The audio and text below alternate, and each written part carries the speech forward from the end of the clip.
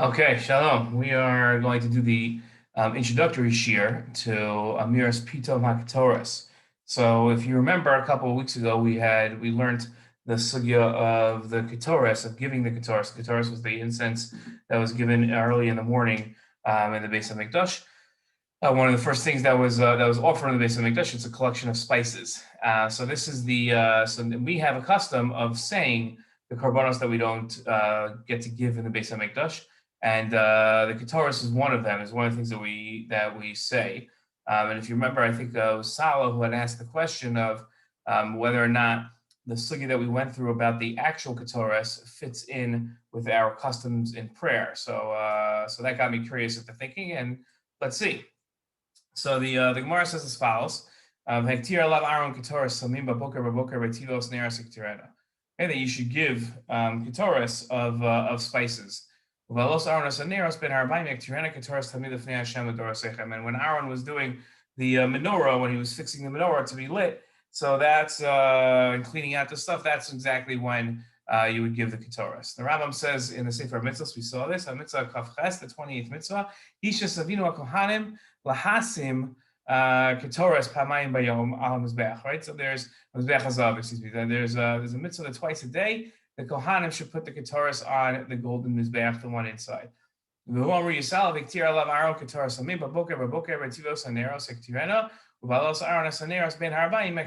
So when Aaron was cleaning out the menorah in the morning and lighting it in the late afternoon, so that's when you give the Ketores. Okay, so the Tur quotes an opinion here of Rav Amram Gon, and he says like this: "Consider Rav Amram Gon Kachar Kasav La'achar Shusayim Shiach Tzibur Ose Shalom." So after the Chazan finishes the last Kaddish, this would be the Kaddish that goes after Oval Tzion.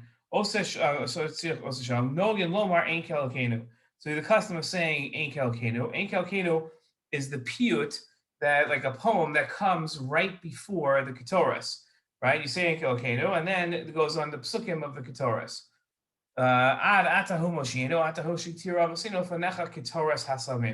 Okay, so the question you have to ask is, what's the nature of this custom that the Siddur of Amram Gon wrote about and that the Torah quotes, and why is it that we say most korbanos are said in the beginning of davening? Why is it that we say these korbanos, the Ketores, or this part of the avoda, after davening? Okay, the Beis Yosef says that Kasav Rabbeinu Agado Maria Buhav She'ein Lomar Pitum HaKetores Ela Mitoch HaChtav.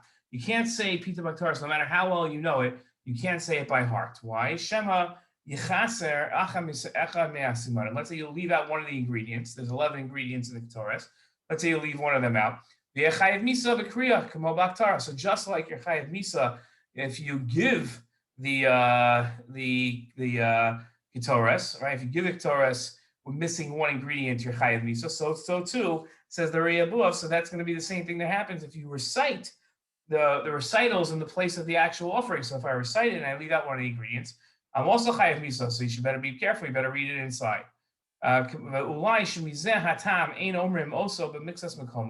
And maybe that's why he says there's some places that don't say in Kelkeno and Pitum HaKetores. Even though they say the other karbanos, right? So that's what the Archos Chaim says. The Ani Omer, so says the Beis Yosef, Im halacha nekabel. If that's the halacha, now we shouldn't say it. So I accept the halacha. Avaim l'din yesh tshuva, right? But if this is like just a logical idea, right? That if you leave out one of the ingredients, they're chayav misa. Perish Rashi chayav misa ki ayel b'yom kippurim. Dechsev hayavo b'chol eis v'lo yamus b'zos yavo Aaron. V'chi mayel Ketores shlo kolchasa b'yori kanesi. So he says you're not really chayav misa because you're not chayav misa for leaving out the ingredient. Rather, when you leave out the ingredient, then you're not really giving the Ketores, and then you're coming to the Beis HaMikdash without an offering, which that's the problem, and that's what gets you chayav misa, right?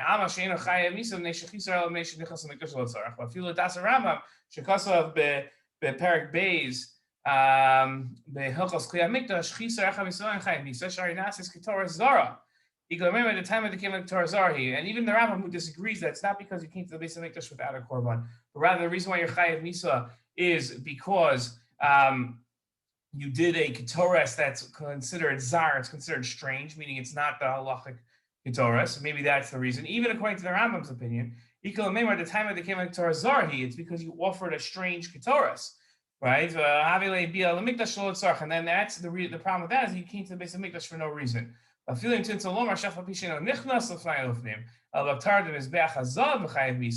Even if we're just talking about putting the Ketores on the Mizbeach, the golden Mizbeach, and not going into Kodesh Kedoshim, is Mechayim Misa. Mishu Maktir Ketores Zar, Kodesh Bnei Aaron, Shes Chayim Misa, Nation Tir Ketores, Bnei Zar, Ikamar Tainu Dafka Keshu Maktir Mamish.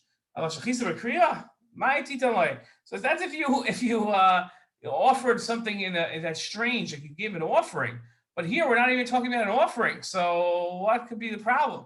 So the Beis Yosef says he doesn't agree whatsoever. Again, he says if that's the halacha that you shouldn't say it because we're worried, so fine.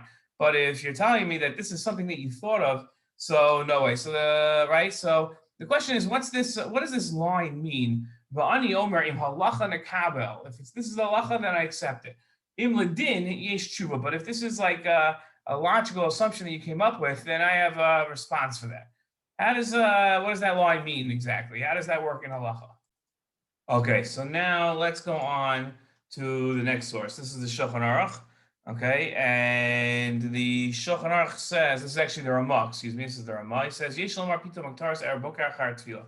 There are those that say the pito maktaras at night and morning after davening. Before they say the actual Ketores, they say enkel keno. Lomar pito maktaras mitoch achtav. And there are those that are careful to say the pito maktaras out of writing, not by heart. Right? Because the saying is in the place of the offering. We're worried that you're going to skip one of the spices, one of the ingredients. So the Ramah says that's why we don't say this. The enkel keno, the Ashkenazi custom is not to say enkel keno and the Ketores on weekdays, because people they're rushing to go to work. This is at the end of davening, so they're going to skip things and they're going to make mistakes and they're going to be chayav nisan, right? So that's why they only say it on Shabbos. Okay, so that's the Ramah's opinion. Okay, the Taz comes up with a unique approach. It says the Taz, V'yesh lomar, so source number 6, V'yesh lomar, pito maktaras achar tefillah, kashali, right? So he says, this doesn't make sense to me. You have nothing that comes before the Tamid Shel Shachar. El Ketores Bilvad. The Ketores comes before the Tamid Shel Shachar. Shneimar Raboker. Ramina Barish. Something, I don't remember what that is. That tefillos connected to midim tikkunam, right? So we say that the tefillos come in accordance with the karbanos, right? Shachars connected to Tamid Shel Shachar. That we give shachars in accordance with the Tamid Shel Shachar. Im kain hayalanu lahakdim pito maktaras tefillos yudches. Right, so then if that's true, so the Ketores, which came before the Korban Tamid, so the saying of the Ketores should come before the saying of shemoneh esrei. So why are we pushing off saying the Ketores until after Tefillah? Right, so it seems to me that the Ketores came before the Tamid to burn it. So says the Taz, he did something different. Lomar Parshas Ketores, called him Baruch Shamar. So he says it before Baruch Shamar, the Havi Ketores bein dama tamid levarim. Okay, so that was his opinion. What's funny is that if you look in the Siddur, in the average Siddur, so Siddurim that were printed post the Holocaust had one basic approach, which is thou shalt not offend the customer. So Siddurim weren't aimed to be printed just in one community. They were aimed to print globally. So if you left out any of them hugim of any one community, so then they wouldn't use your siddur. So Siddurim put enkel keno in accordance with the opinion of the Shulchan Aruch or the Ramah. They put it at the end of davening, and according to the opinion of Taz, it's before davening. So most people say it twice. They say it before and after davening because that's what it says to do in the siddur. Okay, so we had 4 questions here. we had, right? So, oh, sorry. So this question is, how do we explain the debate between whether or not Ketores should be said before or after davening? Okay, so we have 4 questions. What's the nature of the custom to say Pita Ketores? Why do we recite the Ketores at the end of davening?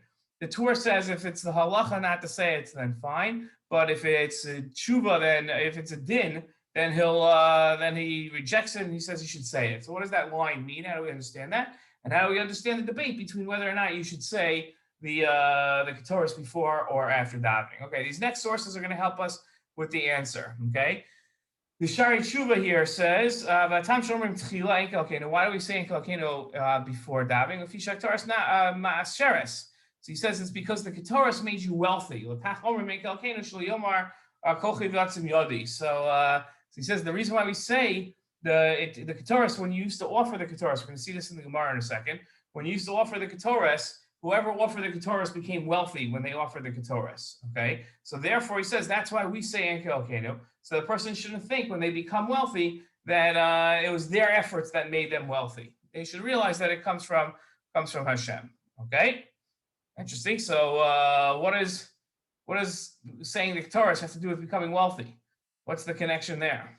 Okay, the Abu Draham says as follows: the chasav Evan Yarchi Nalgos Lomar Achar Elo Psukim Enkel Kenu.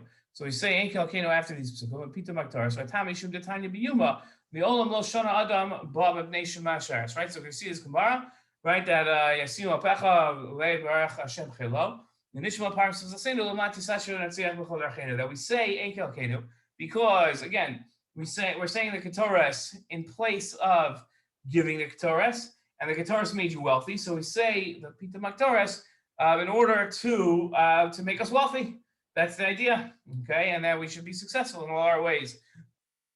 So where do we get this idea that the Ketores makes you wealthy? So this is the Mishnah says the Pais Ashlishi. They had a lottery every morning to see what jobs the Kohanim got to do.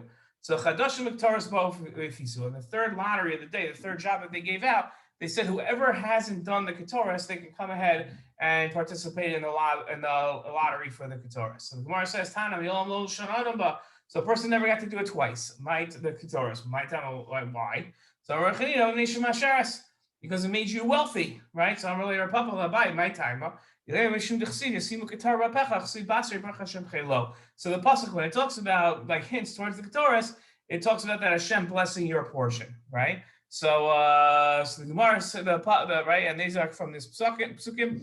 Yoru mishpatech liYaakov Sarasecha Yisrael Yasimu Ketorah Bapecha V'Kal Oz Mechecha. Right. So it seems like you put the Ketorah on. So it says Baruch Hashem Chelo Fo Yadav Tirtzeh Mechas Masnayim Yakav Misav Yakumus, and then it says Hashem will bless Chelo your portion.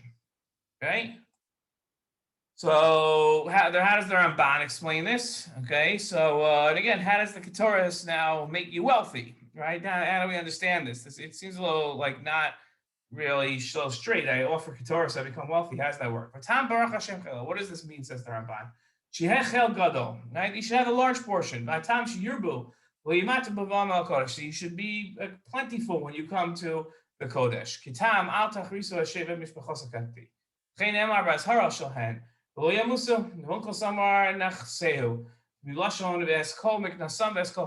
so you could think that this meant you come to the base of Mikdash healthy, right, alive, but really it's talking about, Uncle says this is talking about their physical possessions. This seems like what the rabbi said, like we just saw that those that did the Ketores were blessed. It says like the new people should do Ketores. Right, and this is what the Sifri explains, that when it says that Hashem will bless your portion, it means in your possessions. You'll be wealthy. That's why it says that most of the Kohanim were very wealthy. Kohanim didn't have a living. They never made a living, right? They didn't have business. They were teachers. They lived off the trumos. They lived off the tithes of the other people. So the Kohanim should be the poorest of the people, but yet they seem to be the wealthiest. They have the Midas touch in their investments. How do they do that? Mishum Abba Dorish Amru Nar Haiti Gam Zakanti V'lo Raiti Tzadik Nezav. Right? This fits in the pasuk that I was youth and I got older, and I saw that Hashem never left a tzaddik. Zezar Shaharon. That's who's that referring to? Who are the tzaddik that were never nezav? Who are the tzaddikim that were never left alone? Those were the descendants of Aaron. Okay, the pasuk says, "V'amarta." So this is something that Hudram hinted to before. He said that the idea is that so that Hudram or the Shari Tshuva, I don't remember, sorry, that says that a person has an attitude and that the Torah warns you against by saying that it was my wealth made me as a chayil that gave me this chayil, this portion, right? It says Baruch Hashem chaylo is what we said before, that Hashem was the one that blessed your portion. Now it's saying that it was me that did this. Okay, Rabbeinu Bechaya says as follows: Marta b'lavecha kochi v'otzin yodi masali. Right, so Yomar ulai yigbal libcha. You'll get arrogant. You should tear shefa hatova haba alecha. When you start seeing your bank account get bigger and bigger, so you'll start thinking that this is you're arrogant. V'tomar kizem mitzad amazel. You say this is how the world works. The smartest ones rise to the top. I'm one of the smartest ones. This is how the natural course of events. People like me should have money. But Marta kochi, this was my portion. I was one of the blessed ones. I was appointed as one of the blessed ones, and this is how nature works out. Right? It's a Darwin, and the best went out, and I'm the best. And he'll start thinking that there's Mazel Yisrael. It's my strength, right? That's what did this. That's what made this for me. Rabbeinu Bechaya says, "Ram lecha shechachtas Hashem elkecha, hagava siba l'shchiach ha'ikar." Right. So arrogance makes us forget the most important things, the ikar. Kimitoch hashefa rubi hashava libel shodam is guy. Right, because a lot of times somebody becomes wealthy, they experience peace, and they become a baal gaiva, they become arrogant. V'yitzahara is garabo. The Yitzhahara attaches itself to him. And they begin to put their physical possessions first, and then they put their spiritual endeavors last. Our last source here comes from the Rambam's son. In a book he wrote, Hamasvik Lo Hashem, he explains this phenomenon of Ikar B'tachon Hu Chizaka Emuna. What's the Ikar B'tachon? What's the Ikar trust that we have in God? That's strengthening our faith in God. Ki Hashem Yisalehu HaBorei VeMefarnes. HaKadosh Baruch Hu is the one that provides sustenance. And Chayev HaMemis, he's the one that causes us to live and he causes us to die. HaMachli VaMarpa, he makes us ill and he heals us. HaMashir VaMarashoshen, she makes us wealthy and also poor. Every single thing that happens in this world, whether it's from the general providence or the specific providence where he interferes with nature, comes back to God. But he's the one that operates them. He's the one that puts them into action. He's the one that decrees and then makes sure that his decree goes into action. Okay, so that's the idea. Okay, so those are our sources. Look forward to a great shiur on Sunday. B'li neder.